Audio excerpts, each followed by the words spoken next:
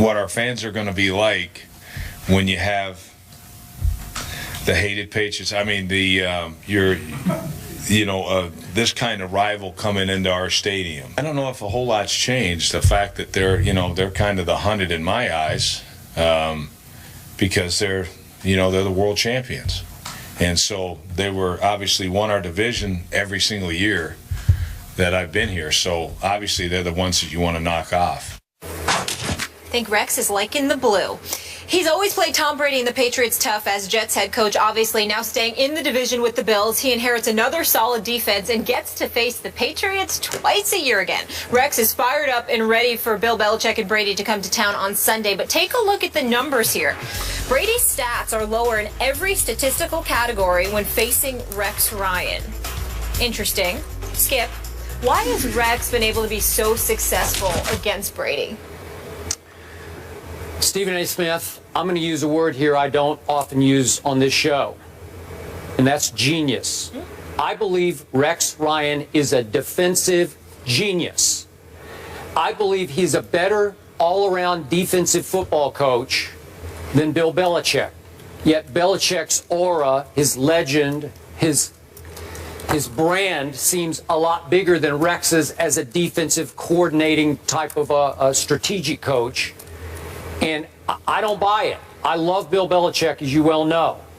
And I can make a case, certainly, that Bill Belichick is a better all-around head football coach than Rex Ryan, but not defensively. And yet, as we just saw from that soundbite, that little bit of clip that we just saw from Rex, which is only the tip of that iceberg, as you well know, Rex's showmanship continues to overshadow his strategic brilliance because he doesn't look or act like a genius, but he is.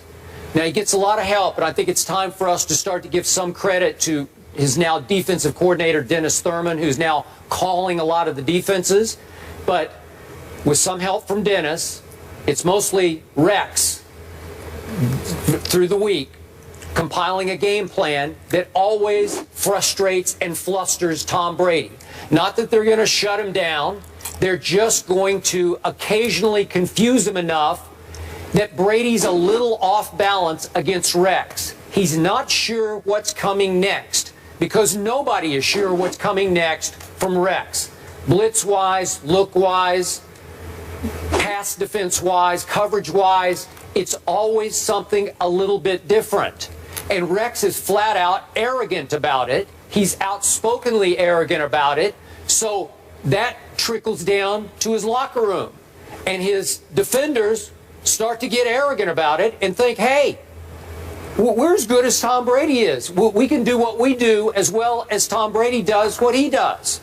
So they're one team, and maybe the only team, now in Buffalo obviously, used to be with the Jets, but it's the only team that's not afraid of Tom Brady, that doesn't play on its heels against Tom Brady. They attack Tom Brady because they are supremely confident they can control Tom Brady, and they often have.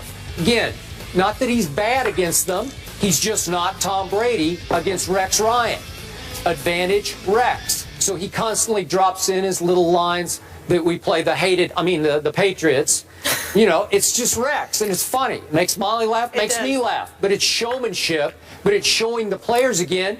Rex ain't afraid of no Patriot, no Belichick. He's got, he's owned Tom Brady. You know, I don't use that word very often, but I can go so far, because I have so much respect for Brady, to say this is the one guy who has mentally owned Tom Brady. That's flat out genius that Rex is not going to get full credit for because too often he's a little bit of a clown act. I'm sorry, but he is. It's funny and it's entertaining, but it takes away from the truth of this matter that this guy is really gifted at coaching defensive football. That's a really good point. Because it's almost he doesn't need to do it. No, he doesn't. I mean, I don't, even though we all love that he does it. We enjoy it. But anyway, fire away, Stephen A. Well, he may be a showman and what have you, but let's give credit where credit is due. Rex Ryan means what he says, particularly when it comes to the Patriots. He may be a showman. When he came into New York, even though a lot of people ultimately felt he departed as a clown, I never felt that way about Rex Ryan because I recognized what the Jets were before he got there. And the fact that he took them to 2 straight AFC championship games, and if you remember that second year he went there, in the regular season, the Patriots had beaten the Jets 45-3. And then a month later, they met in the playoffs, and they beat Tom Brady and the New England Patriots. I think it was like 28-21, and Mark Sanchez had thrown about 3 touchdowns or so, if I remember correctly. The point is, Rex Ryan has had a few occasions. He's lost to the Patriots more than he's won against them, but he's beaten them a few times, number one. Number two, I think that primarily it's because he's had Tom Brady tap dancing in the pocket, like the late great Gregory Hines, God rest his soul. Just like I told you were in the going to past. get there. That's what this is about, Skip. The fact that Tom Brady has to worry about it because Rex Ryan not only tries to confuse him, not only tries to match wits with him and Bill Belichick. Rex Ryan makes it a point to let Brady know, you are going to feel our presence this afternoon or this evening whenever we play.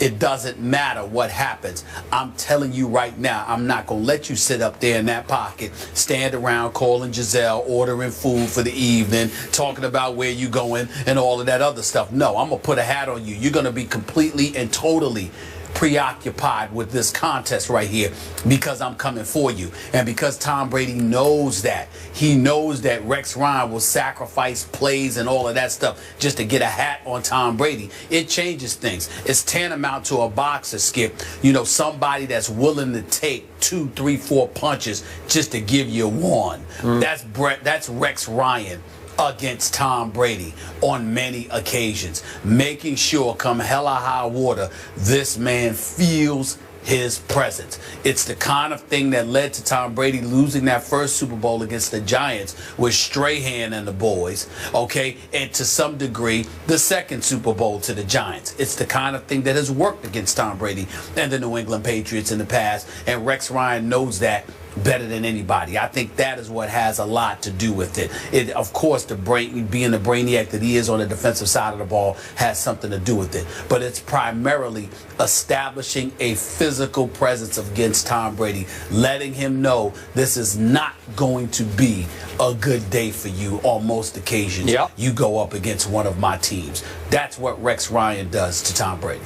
And yet, Rex has done that to Brady while Rex has been a little hamstrung on his offensive side of the ball with Mark Sanchez, Geno Smith, and I'm hoping for Rex's sake that Tyrod Taylor is going to turn out to be as good as I think he's going to be, because Rex, and I'm not trying to say that Tyrod's going to be a superstar quarterback, but if he can at least be better than Mark Sanchez, Rex might go places, because with Mark Sanchez, he got to he got to 2 AFC championship games with Mark Sanchez. That is an enormous achievement. And the one that he got to was he had to go through Foxborough, that game you were talking about, the 2010 game, and then they lost at Pittsburgh. And in truth, Mark Sanchez, remember there was a sack fumble that William Gay returned for a touchdown that game on Sanchez. So you probably got as far as you could with Mark Sanchez.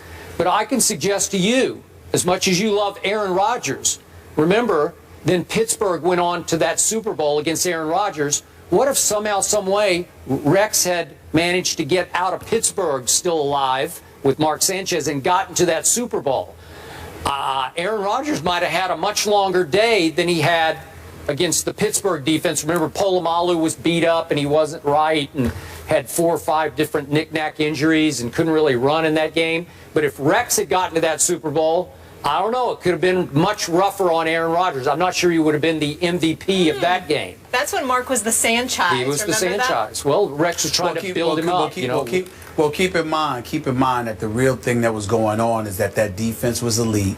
Okay, you had a good running game, and you had a guy like Mark Sanchez who was playing within himself because he had just entered the league his first and second years respectively, and he was keeping the turnovers to a minimum. Then he got caught up in Sanchez, started making the circuit around New York City, being in the public eye a little bit more, started feeling himself. Yep. The ladies started coming his way. Fresh. Keep in mind, but listen, the dude was at USC prior to coming to the NFL.